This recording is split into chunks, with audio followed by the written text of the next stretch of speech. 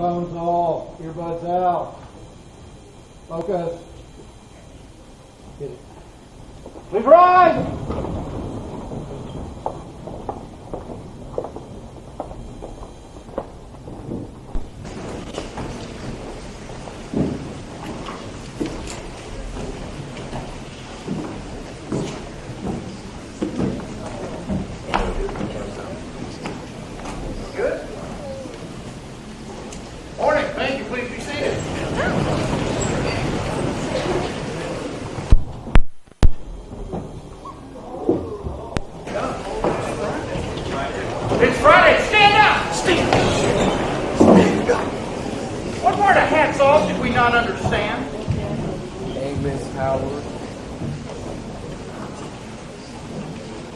The class of 2020 will leave the school in an a cappella rendering of the alma mater.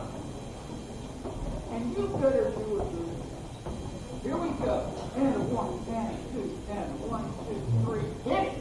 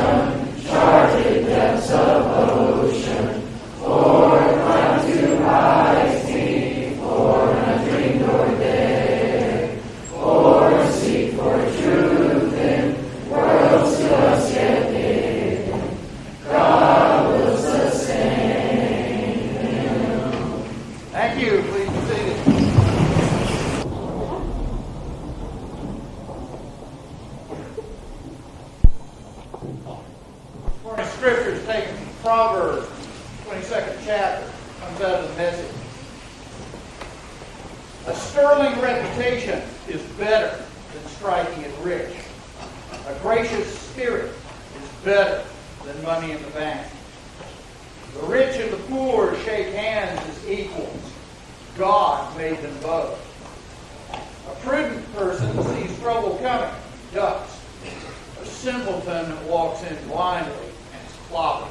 The payoff for meekness and fear of God is plenty and honor and a satisfying life. The perverse travel a dangerous road, potholes and mud and slips. You know what's good for you, stay clear of it. Point your kids in the right direction. When they're old, they won't be lost. The poor are always ruled over by the rich. So don't borrow and put yourself under their power. Whoever sows sin reaps weeds. Bullying anger sputters into nothing. Generous hands are blessed hands because they give bread to the poor. Kick out the troublemakers. Things will quiet down. You need a break from bickering and fighting. God loves the pure-hearted and well-spoken. Good leaders also delight in their friendship. God guards knowledge with a passion, but he'll have nothing to do with deception. Amen. Good morning. We have some distinguished alumni folk here, members of the board of trustees. Yes, indeed. And these are the guys you want to talk to. These are the folks you want to ask questions of. Okay? So, yeah, they're approachable. But anyway, Mr. Wilson is going to take it over and introduce it. Thank you so much. Smith, it's nice to be able to stand up here and hear you sing. You have a nice voice. So, welcome everybody. This is a special day, and so I have the privilege of what I'll say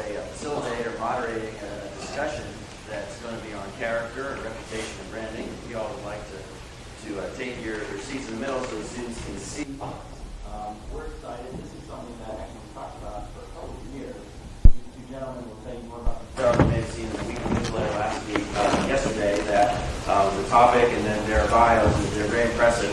What's neat in my mind is that they both care about web school so much that they want to be here to serve as they do as trustees and also share some of their thoughts on what web has meant to them, what character means, what branding means, what reputation means. And all of this is really for you all, and I think it helps us as a community. So what we're going to do is we're going to have a few questions that we've already talked about that will bring out this topic, do a few slides, and if there's time permitting, we'll have a chance to hear from you all with some good questions about character. But what I'll do is I'll turn it over to Mr. Irv Ashford, closest to me, and Justice Scott Crichton, and they'll tell you a little bit about themselves and why they're here today. So please join me by welcoming them.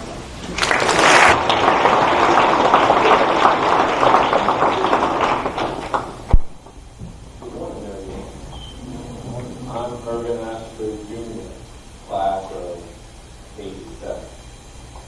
And currently, I'm a Senior Vice President of External Affairs for Comerica Bank.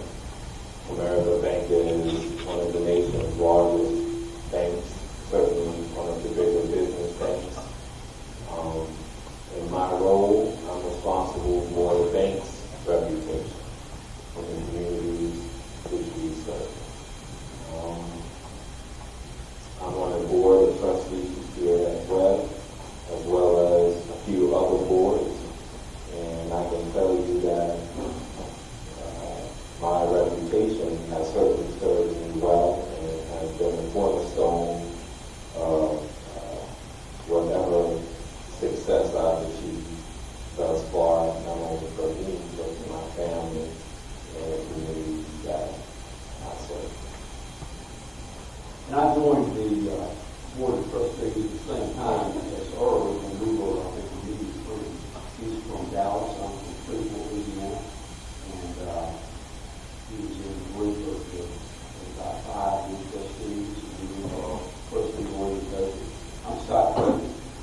I'm a little older than Earl Ashford. I graduated from Webb in 1972. I arrived here on the city in 1968. And my parents dropped me off. I remember like this yesterday. They said, see you at Christmas. And they dropped me off like before labor. I graduated in 1972. My father had graduated from Webb in 1936. My uncle in 1938. My older brother in 1965. So it was preordained that I would be here. After graduation, to the University Law School, and thereafter prosecutor in Freeport located in Northwest Province of Louisiana. I was a lawyer, and prosecuting lawyer for 10 years, and thereafter on the district court, fraud court at Freeport, and general jurisdiction court here in everything that comes up, including anything from running stop signs and capital murder and everything in between. And then I ran for a regional Supreme Court. We elect judges in the state of Louisiana. And in 2014, I signed up and ran for the highest court of the state, which is located in New Orleans. Was elected, and this is my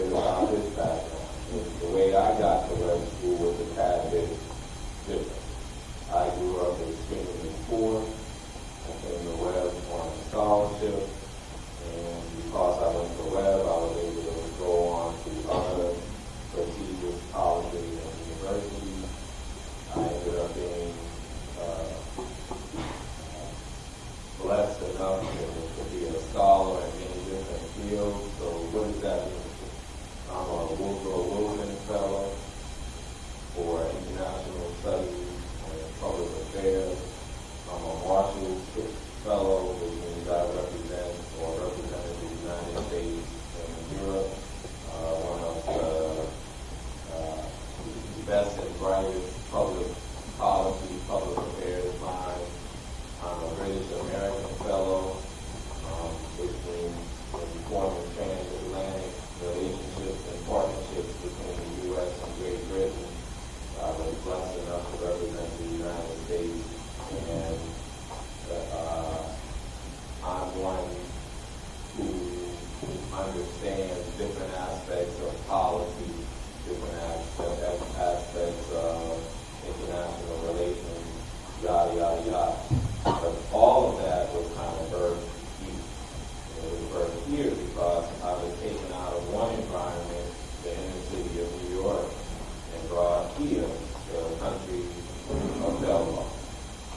And reputation helped me because I picked up bits and pieces along the way, particularly things that you guys are picking up here at the West. Right? All of the phrases and things on the walls outside helping to build your character. So I tell you that your reputation really matters. How people perceive you really matters. More importantly, how you perceive yourself really matters. So if you perceive yourself in a particular way, in a dignified way, in a way that brings honor to not only you, your family, and your school, other people will perceive you that way and will teach you that. You may note by now that Irv, his words that are on the web, is not merely a spectator, but he is involved in the game. And he is taking part in the game, not merely as a bystander, not merely as a spectator, but actually engaged in the fight. But, I try my best to be engaged and not merely a spectator. We have to, I have no qualms about standing for election, standing for re-election among my peers, running for the highest court in the state. And there's something within that drives me to do that. I think it's the confidence that I may have learned or developed here. But with respect, I do want to comment on a couple of things regarding Eric. I didn't really zero in on this quite so much because I'm flying up yesterday from New Orleans.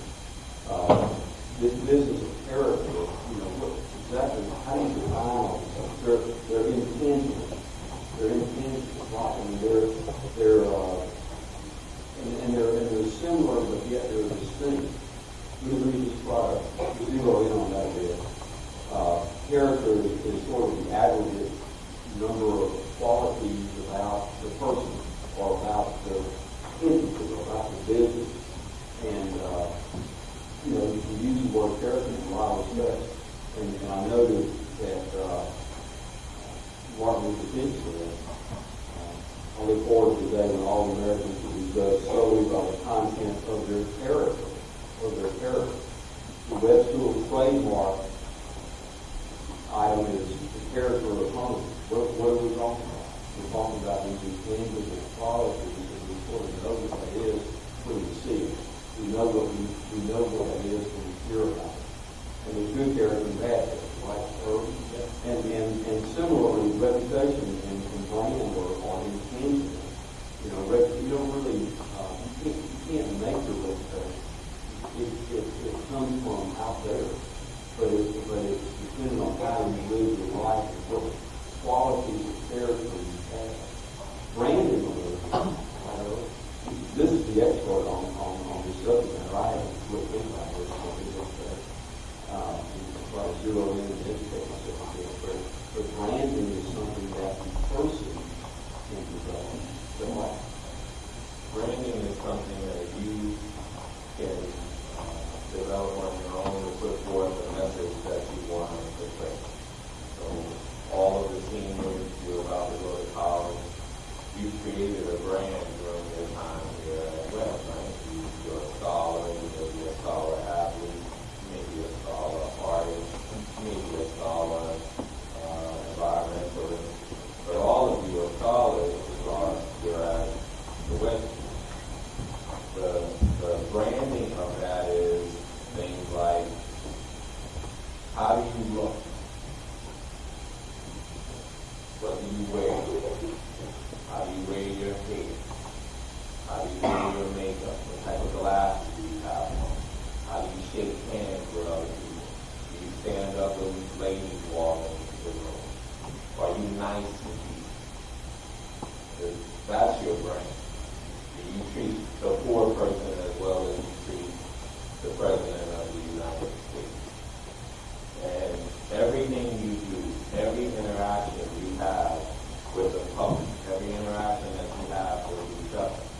every internet interaction you have, every text you have, everything that you do that promotes either yourself, your message, your thought, your picture, is part of your brand, and it goes into building a brand over time. So I have a quick question in the audience. Who has an iPhone? Raise your hand.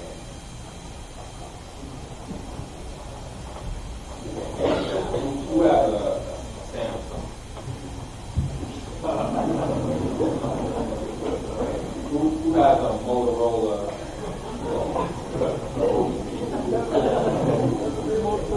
Does anybody here have a BlackBerry?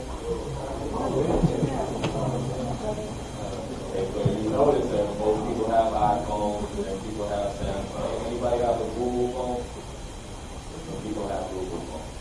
Can somebody tell me which of all of those brands has the best reputation for security?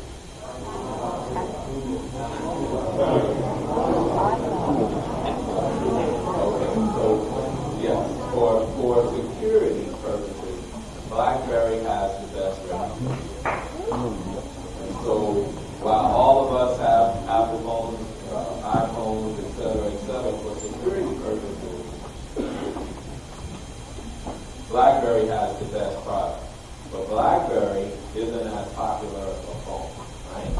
So they have a reputation that isn't as good as Apple, but that's because Apple brand is that. Apple inundates you all with the commercials of people taking pictures of flowers or slow motion pictures, and they sell you a phone that has 4 or 5 or 6 different cameras, et cetera, and because all of us in the room take selfies and post online and do these things, that's what becomes important. However, for security purposes, you probably would be best with a BlackBerry.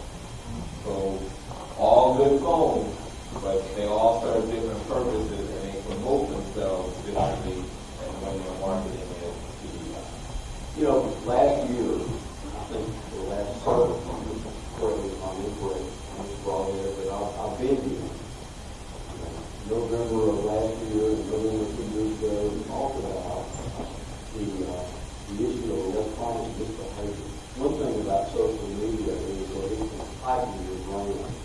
You know, in my case, I wasn't planning I had no plan for the rest of my life as I sat where you sit. I had no plan for the rest of my life when I entered LSU undergrad.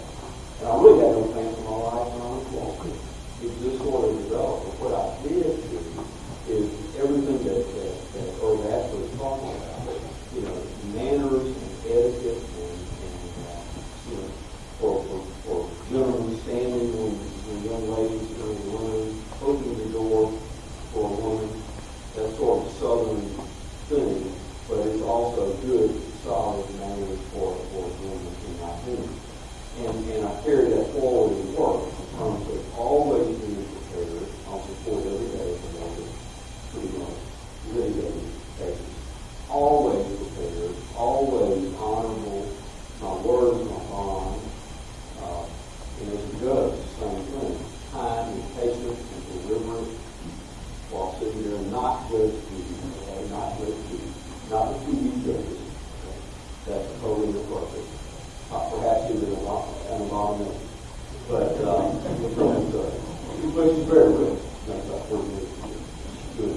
But that's not the way a judge has. It's not the way a judge has. The judge, a good judge, is prepared, measured, deliberate, patient, courteous to all, and decisive.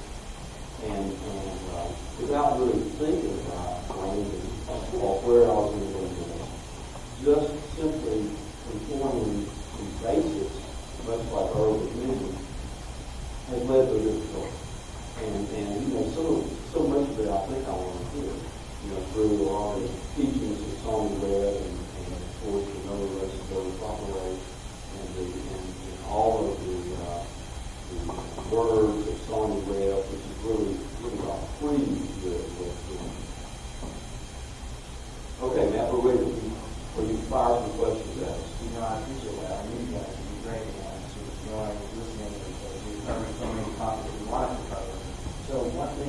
out, I want to touch on them when we move on to, I think, the slides that we have, is, Mr. Ashford, you said something, just we talked before, that relates to the conference a minute ago, and just great if you want to add on, that some of these things that you're talking about, so that might be other people, I think there are a lot of students here who maybe, as they're learning life, they're trying to figure out, these rules, or what the rules mean. If you guys view it a little bit differently, it's something about respect. I just wanted you to talk about what that means to you, because I've not heard people talk about it or use it. Just after maybe you can start, and I think it's great if you want to add to that.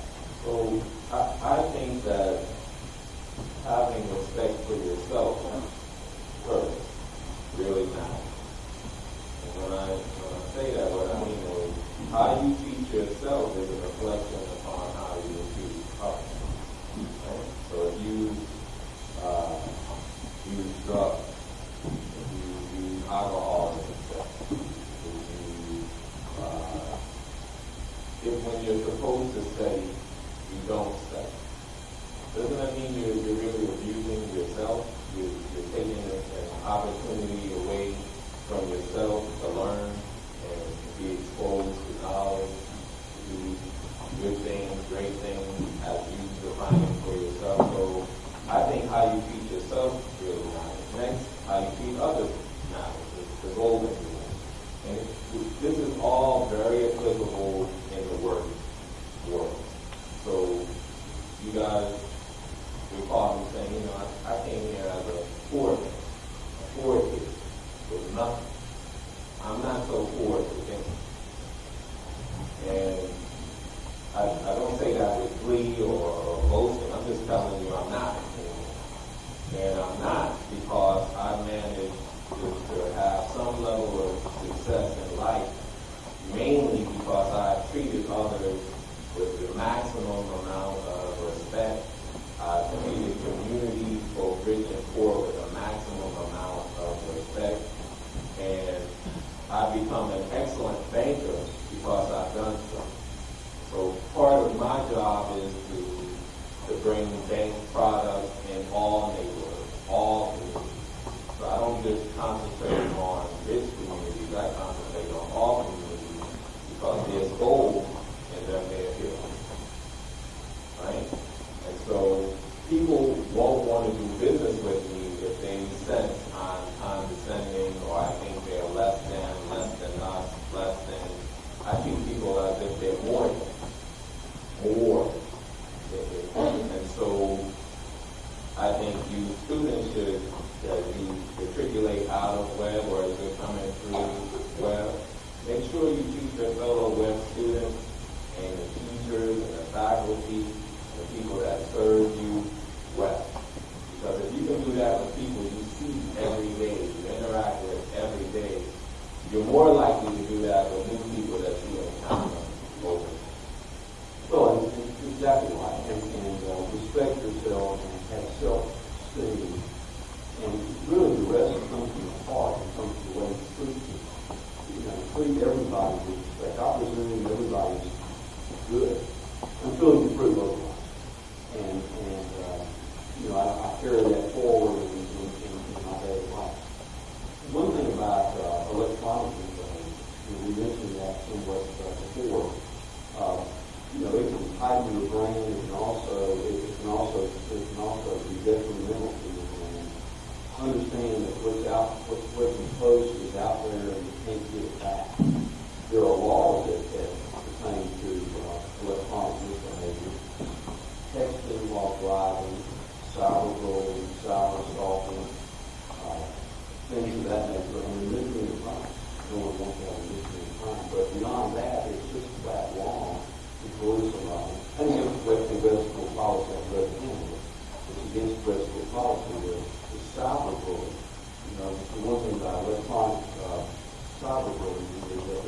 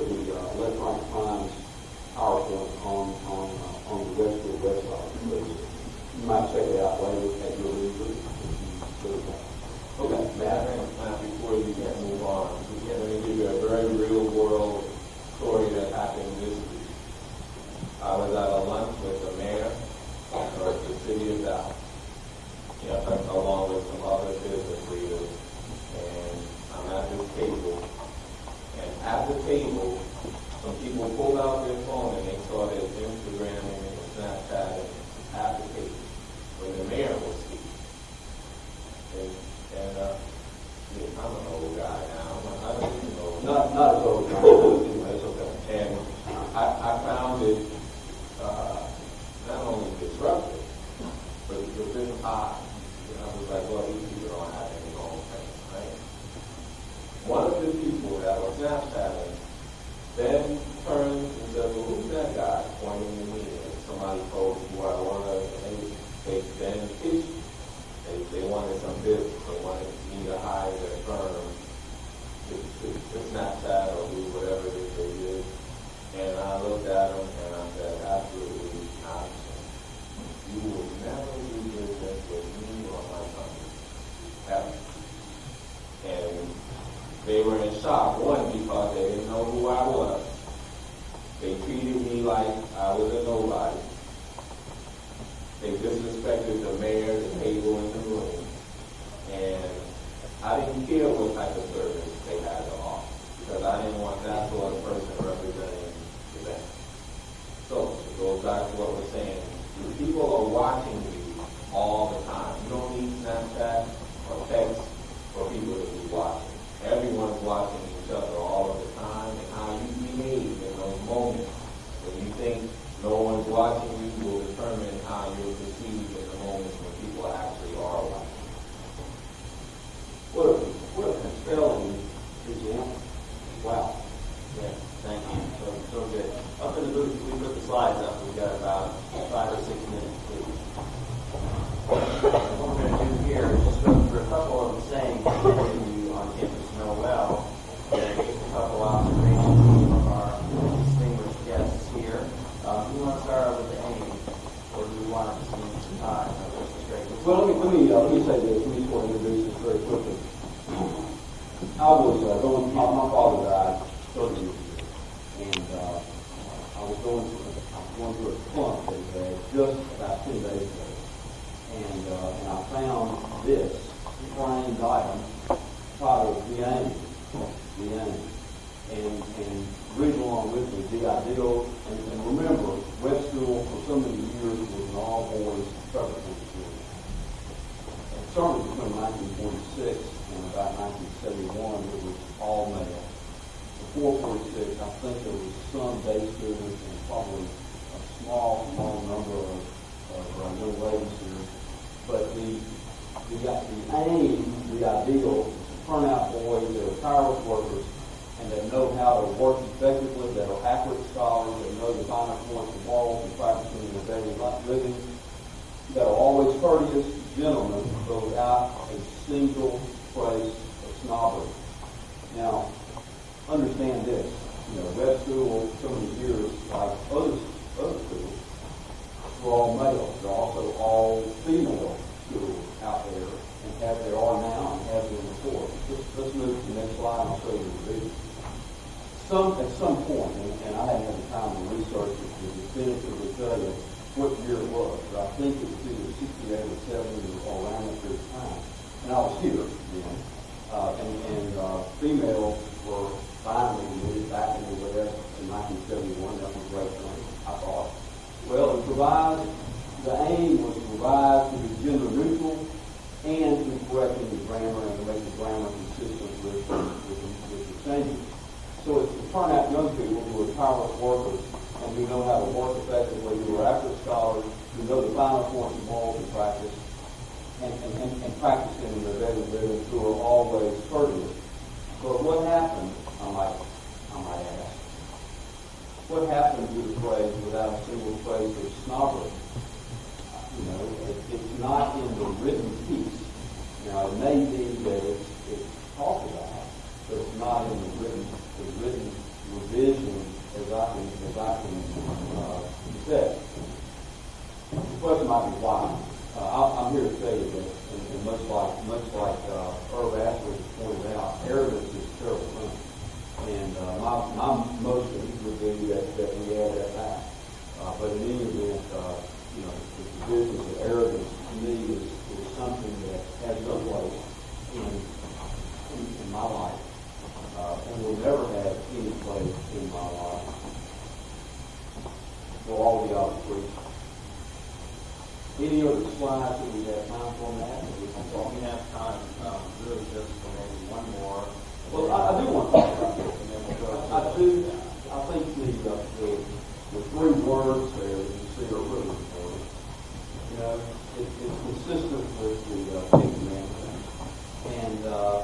you know, for all of us who are blessed with good parents or good guardians or good adult role models in our lives, pedigree them by your good, outstanding behavior. Think about that. Honor thy father and thy mother, pedigree your ancestors. You know, for me, it's all about pedigreeing my son as well. Honoring my parents who have died. My father, as I said, died 30 years ago. My mother died 35 years ago. You know, I honor them every day for the work that I do. And I also hope to pedigree my descendants, my sons, my wife, my family, my extended family, and my community, because it is, to me, very important. And after that, I think about this phrase nearly every day. Again, coming from a place of extreme poverty, really changed me and motivated me to do well in life because I really had no other choice. I didn't have family wealth to kind of fall back on or fall back on. So whatever life was going to be for me, it certainly is whatever I made it. And I preach to my own children, we're Ashford, this is what we do. We value excellence. We value service. We value people first. In my unit, and I manage some people. And so every time I interview someone for a job, I talk to them about their roles, their responsibilities. But I also tell them, in my world, families first, then community, then the thing. Family, community, then the thing. And if they agree with that, I'll give them a shot. If they don't agree with that, no shot. And so the phrase pedigree your ancestors doesn't mean for me, leave my kids a whole bunch of money. It means leave them a whole bunch of character. A great legacy. And I think we have time for one last thought, and the class of 1972, my class, has received a message, and I thought it important. The message was special, very special person. I thought it was important to share that with you.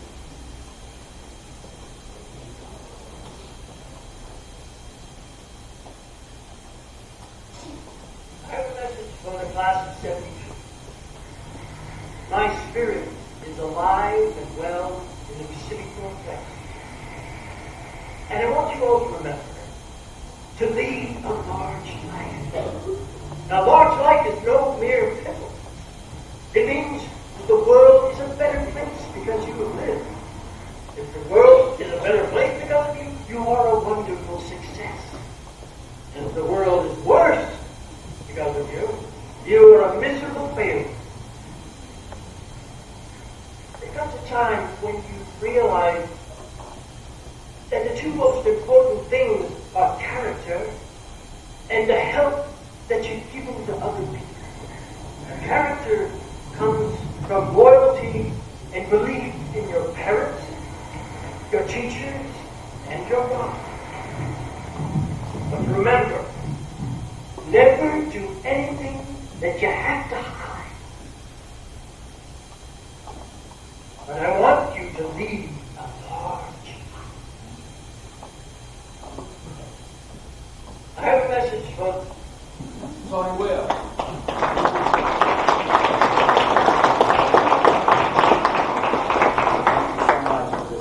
Please, thank these two gentlemen for their talk.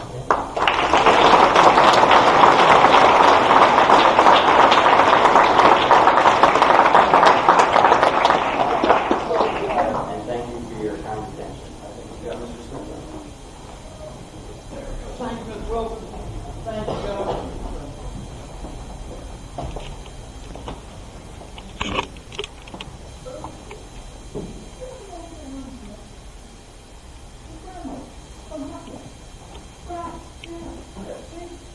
Wonderful people come out of North Carolina.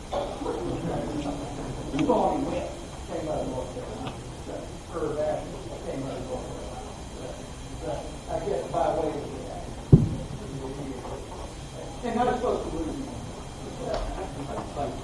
There you go. Announcements. Let's see here. Oh, and by the way, Judge, we do the mission, the AIM, every Monday. And even though it's not there, that it is ended without the slightest trace of snobbery. And then sometimes they have to be reminded of what snobbery is and how to avoid it. But we talk about that every week. So it might not be written, but it's still absolutely in the mix. Bray Hamilton. He comes back to chapel at the end of chapel. Mr. Quinn has an announcement about arts contest and trips. Yes, thank you. Thank you, Mr. Smith. We've got 6 minutes, so you guys should run 1 minute. 1 minute, so not to 10:25. Oh, dang. Okay, well, wait to hold the movie till Monday. But I do want to mention that if you're going to enter an art contest and it says a deadline, please remember that that's the last minute, and we really need to enter earlier than that. And the other thing is, I have information on a trip to Ireland and Scotland if you want to support the big movie to try to get it all movie. Thank you. All right, I think we're at 1:15.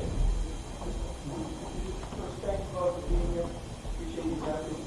There are 2 other trustees from on the back, and so you see them. They're still here. They take off. Hi, Ben. Come forward, please, a little bit. I think so this Ed Barry, class of 72, all the 72 guys are here. The chair of the board, Wilson Sims, the board member, and is Charles Alexander still called it FE? Class of 04, right? I think I got it. Anybody else out there? We also have Sonny Weathers in the back. Carl Turner, class of 72. There he is. By the way, Carl in the spring, part of the celebration for the 150 years, we're doing a 1-man show of Sonny. Had breakfast with him this morning, talking about some great ideas. So we are out of time. Thank you. God bless you all. Thank you.